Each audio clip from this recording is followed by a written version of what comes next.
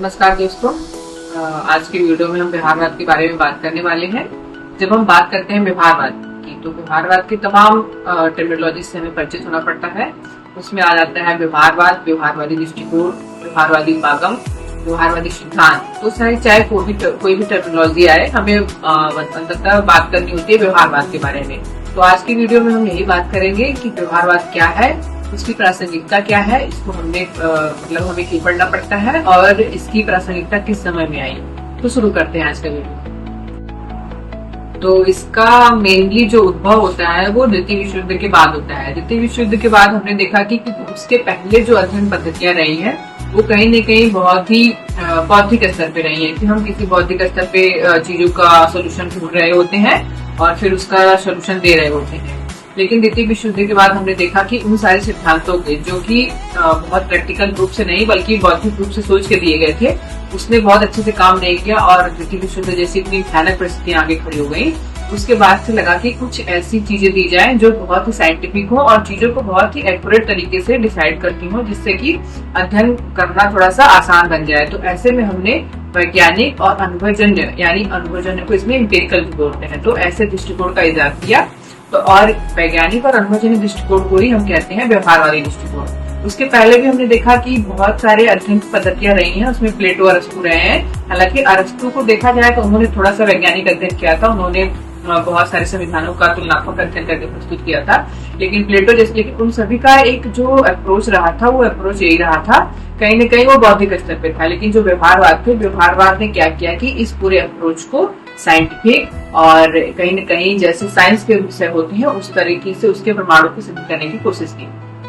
और अगर अब हम बात करें आगे की व्यवहारवाद के जो थिंकर रहे हैं वो कौन कौन से रहे हैं, तो उसमें से रॉबर्ट डहाल रहे हैं, डेविड स्टर्न रहे हैं और हेरोल्ड लॉसवेल रहे हैं। इसमें से डेविड स्टर्न का नाम बहुत ही प्रमुखता से लिया जाता है। और डेविड स्टर्न ने बात किया कि अगर हम व्यवहारवाद को देखना चाहते हैं तो उसके कुछ पैमाने हैं जिनके आधार पर हम देख सकते हैं कि कोई भी अध्ययन व्यवहारवादी अध्ययन है। तो उसमें पहला उन्होंने बताया कि इसमें वास्तविकता पर बल दिया जाएगा। वास्तविकता पर बल देने का तात्पर्य यह है कि हम अपने मानसिक तौर पर सोच की चीजों का सोल्यूशन नहीं बताएंगे, बल्कि वास्तविक धरातल पर दिखेंगे कि किसी भी जो है जनता जो है वोट दे रही है उसका वोटिंग बिहेवियर क्या है, जो नेता चुन के आ रहा है उसका पैटर्न क्या है, नेता का वोट मांगने का पैटर्न क्या है। तो इन सारी चीजों का वास्तविक धरातल पर अध्ययन किया जाएगा। फिर उसके बाद से कोई एक रिजल्ट दिया जाएगा, कोई एक निष्कर्ष निकाला जाएगा और वो निष्कर्ष काफी एक्यूरेट रहेगा और डिसीजन लेने में वो एक अच्छी एक्यूरेसी दे पाएगा। और दूसरा कहा कि वैज्ञानिक दृष्टिकोण अपनाएंगे। जैसे वैज्ञानिक दृष्टिकोण का मतलब उन्होंने कहा कि हम ये देखेंगे कि डेटा की एनालिसिस करेंगे, निरीक्षण करेंगे, सर्वेक्षण करेंगे, जाके पता करेंगे, ग्राउंड लेवल पे चीजों की जानकारी लेंगे। केवल बैठ के किताबी अध्ययन के माध्यम से किसी चीजों का सोल्यूशन नहीं निकालेंगे। और फिर इन्होंने तीसरा स्तर जो कहा कि एक वैश्विक समानीकरण को खोजने का प्रयास करेंगे। अगर जब हम बात करते हैं वैश्विक समानीकरण की, तो बात ये होती है कि जब कोई भी हमने देखा कि साइंस के जो विषय हैं उसमें जो निष्कर्ष निकाले जाते हैं वो समय काल परिस्थिति से परे होते हैं। मतलब जो चीज यहाँ के लिए सही है वही बाहर की जगहों के लिए भी सही होगी। तो वैश्विक समानीकरण का तात्पर्य इनका कहने का यही था कि जब हम वैज्ञानिक दृष्टिकोण से किसी चीज का अध्ययन करेंगे तो उसमें हम एक वैश्विक रूप से सामान्य सिद्धांत को निर्मित कर पाएंगे। और तीसरा इन्होंने कहा कि हम किसी भी विषय को अध्ययन करने का एक अंतर विषय दृष्टिकोण रखेंगे, यानी कि इंटरडिसिप्लिनरी अप्रोच।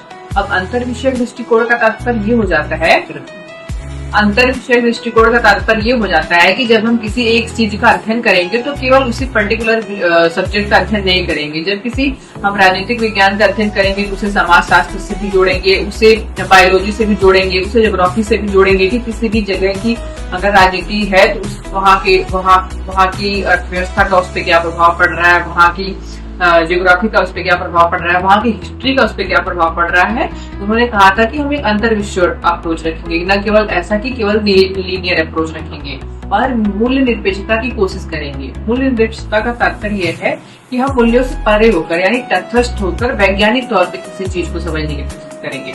तो बेसिकली व्यवहारवाद यही कह रहा था कि उसका दृष्टिकोण बहुत व्यापक था। और फिर हमने देखा कि व्यवहारवाद का जो समय काल था तृतीय विश्व में तो थोड़ा लंबा चला, लेकिन ये जहाँ शुरू हुआ अमेरिकन एसोसिएशन में, जिसको डेविड स्टर्न ने शुरू किया था, वहाँ पे इसका काल लगभग 1 दशक था, 1960 से 70 के दशक तक था। लेकिन इसके बाद धीरे धीरे इसकी प्रासंगिकता कम हो रही थी। इसकी प्रासंगिकता कम होने के कई सारे कारण थे।